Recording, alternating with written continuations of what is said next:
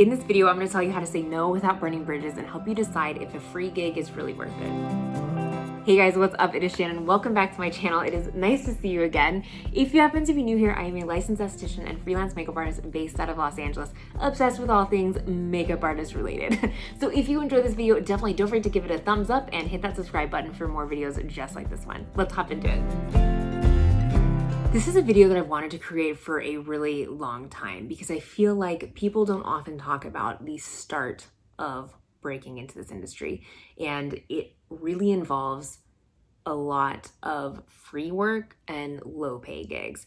And as you grow, your standards will grow with you, and you kind of get in this weird position where you are needing to say no to people without burning bridges, and you're trying to decide, is this free gig worth it to me or not? And it's a personal decision, but I do want to give you some tips, tools, tricks to figure this out on your own. If someone comes at you with a job offer and they're wanting to trade or they're wanting you to do it for an extremely low rate, here are some questions that I generally ask myself. The first thing is, do you actually want to do it? If you don't want to do a job and you say yes to it, you will not be happy at any stage of the job. So first things first, you need to decide, is this actually a project that I want to be a part of? If the answer is yes, let's continue. Will this project benefit my portfolio? Am I actually going to get good shots of my makeup? Is there a photographer on set that will be able to give me portfolio pieces? Will this project actually come out?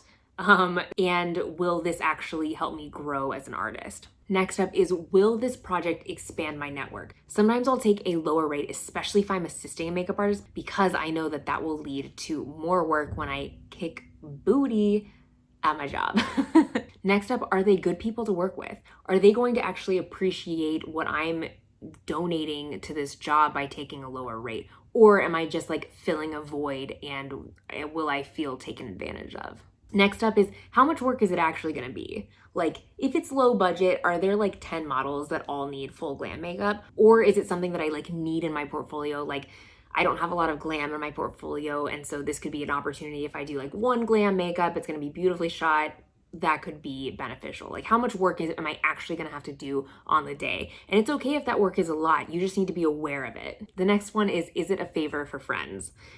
This is a really interesting one, and oftentimes most of my friends will pay a rate, but sometimes people have passion projects. All the time people have passion projects, and sometimes it's worth it just to do a favor for my friends, but sometimes I'll be able to do it in my way. So it's like, hey, I know you need a makeup artist. I will do the makeup in the morning, and then I will leave you with a touch-up kit because I don't need this for my portfolio, but I want to help you out. Or, hey, I'll do it for this rate, but I need this in return.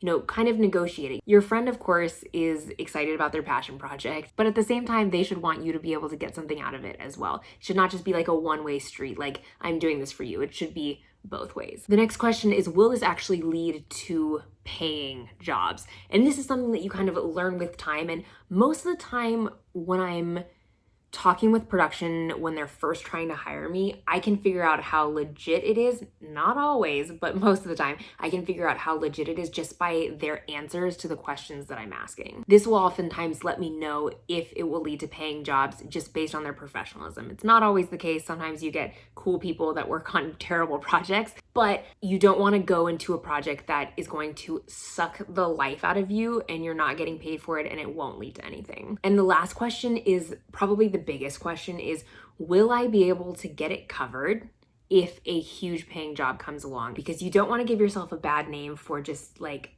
accepting work and then being like, oh no, I can't do it anymore. Accept a rate that you would feel comfortable giving to someone else so that you can take a higher job, worst case scenario. Now, I don't usually like to hop jobs. I think it's a really bad habit, and it creates weird vibes, and then people don't know whether you're going to show up or not, or if they can trust you. But sometimes stuff happens. Now that we've gotten those questions taken care of, let's hop into how to ask for more money and how to say no without burning bridges. And I just wrote a list. I went through some emails that I have sent throughout the years and jotted down some kind of phrases that you can use. So I'm just going to be reading them from down here. So typically when someone asks you what your rate is, always want to see if they will say their budget first. That way you have the most amount of flexibility with negotiation, because you don't want to quote yourself too low and you don't want to quote yourself too high unless that's your rate, and then that's completely fine. But most of the time it's easier to figure out how much they're planning on paying and then negotiate a little bit higher from there. If someone calls and asks for your rate, the first thing that I try to do is get them on the phone. Hey, sounds like a great project. Do you have a few minutes to hop on the phone? I'd love to learn more about this project.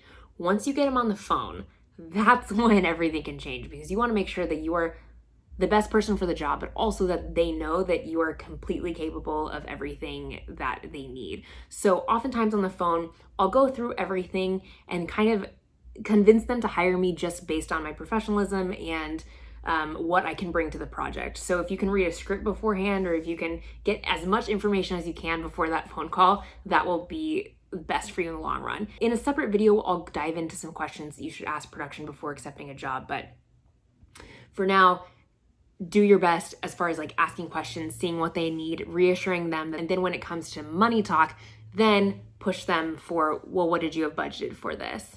And then, or typically I do this and this, but based on what you're saying, it could probably be that. I hope this is making sense in editing. Let's pop into my prompts. I really appreciate you reaching out to me. Unfortunately, at this time, I'm unable to work at that rate. Is there any flexibility? Is there any flexibility is a question that I use oftentimes when I'm negotiating. Like if someone says, hey, I can give you X amount of dollars, and you're like, would love to get involved. Is there any flexibility on the rate? Just to see what their answer is. You never know if they're gonna be like, it's a little tight on this one, or like, yes, we can give you $50 more, or like, what did you need it for? Like, you know, give them a reason to give you that extra money. So like, yikes, that's a little lower than my typical rate. Is there any flexibility to help cover some of my expenses? Just as simple as that. Oftentimes you can use the kit fee to bump up your rate. You always want to make sure that you're getting paid a kit fee. The next one is, I wish I could be more flexible, but the lowest I could go to secure a date is X amount of dollars. And I think the thing about this video is that as you grow as a makeup artist, this X amount of dollars is going to change. So make sure that constantly through every single job, you're inching towards more and more money to grow and build your business, because you're growing and building yourself as an artist. So your rates should be reflected in that as well. This one is, that budget is lower than I typically work for. However, I do understand budget constraints and would be willing to work for that rate this time. This is an important one to say. It's not just like, oh, I'm accepting the rate that you're giving me. It's like, hey, I'll do it for you this time. We haven't worked together before. This could be a really good relationship. I'm willing to negotiate on my end, knowing that the next time you hire me after I do an amazing job on this one, will be higher paid.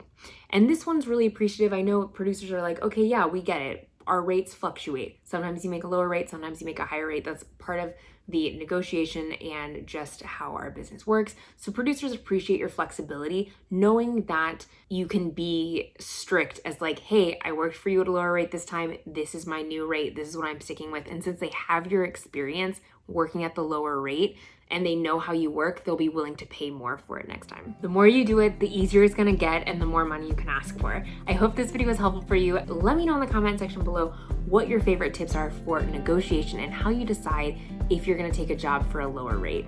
As always, there are more tips and tricks on Facebook, Instagram, and TikTok. I hope you guys are having a great week, and I'll catch you in the next video. Bye guys.